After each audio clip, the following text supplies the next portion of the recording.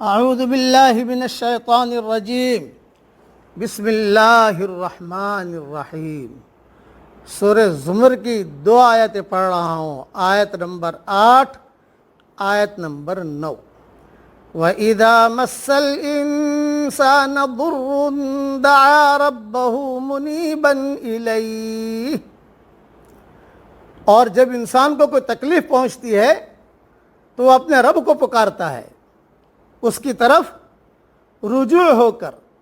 ثم اذا خوله نعمة منه نسي ما كان يدعو الیہ من قبل۔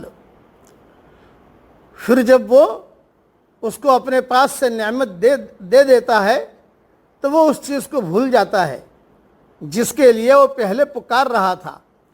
وَجَعَلَ لِلَّهِ أَنْدَادًا لِيُضِلَّ عَنْ سَبِيلِهِ۔ اور وہ دوسروں کو اللہ کے برابر ٹھہرانے لگتا ہے تاکہ اس کی راہ سے گمراہ کر دے۔ قُلْ تَمَتَّعْ بِكُفْرِكَ قَلِيلًا، کہہ دیجئے کہ اپنے کفر سے تھوڑے دن فائدہ اٹھا لے۔ اِنَّكَ مِنْ أَصْحَابِ النَّارِ، بے شک تو آگ والوں میں سے ہے۔ امن هو قانت آناء اللیل ساجدا وقائما یحذر الآخرة ویرجو رحمت ربہ۔ بھلا جو شخص رات کی گھڑیوں میں سجدہ اور قیام کی حالت میں عاجزی کر رہا ہو، آخرت سے ڈرتا ہو اور اپنے رب کی رحمت کا امیدوار ہو۔ قُلْ هَلْ يَسْتَوِي الَّذِينَ يَعْلَمُونَ وَالَّذِينَ لَا يَعْلَمُونَ، کہہ دیجئے کیا جاننے والے اور نہ جاننے والے برابر ہو سکتے ہیں؟ اِنَّمَا يَتَذَكَّرُ أُولُو الْأَلْبَابِ، نصیحت تو وہی لوگ پکڑتے ہیں جو عقل والے ہوتے ہیں۔ مختصر سی تشریح سن لیجئے۔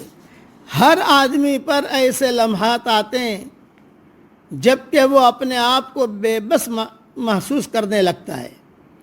وہ جن چیزوں کو اپنا سہارا سمجھ رہا تھا وہ بھی اس نازک لمحے میں اس کے مددگار نہیں بنتے۔ اس وقت آدمی سب کچھ بھول کر خدا کو پکارنے لگتا ہے۔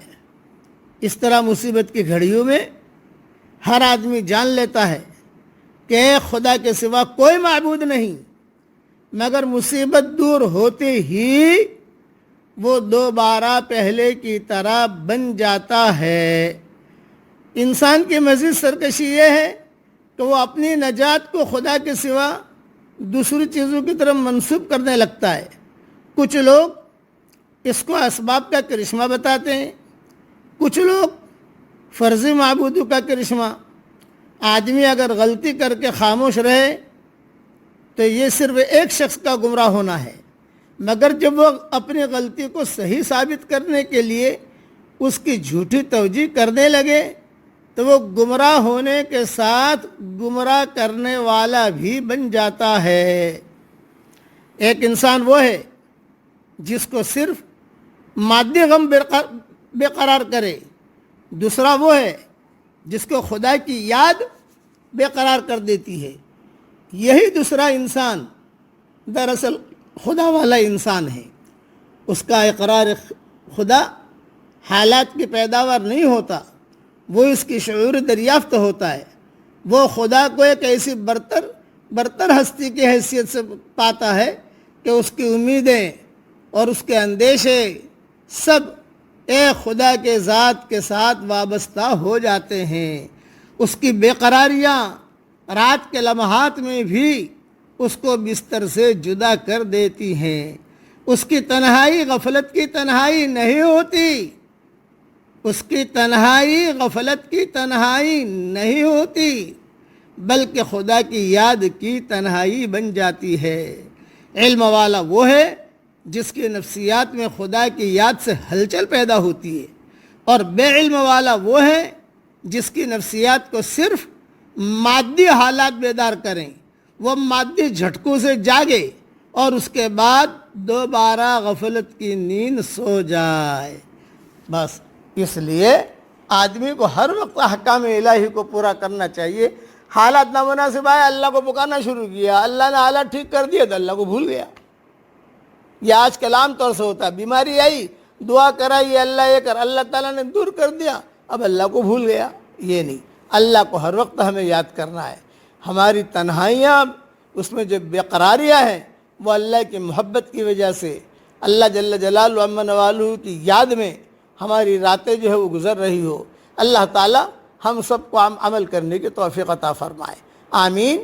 وآخر دعوانا ان الحمد للہ رب العالمین۔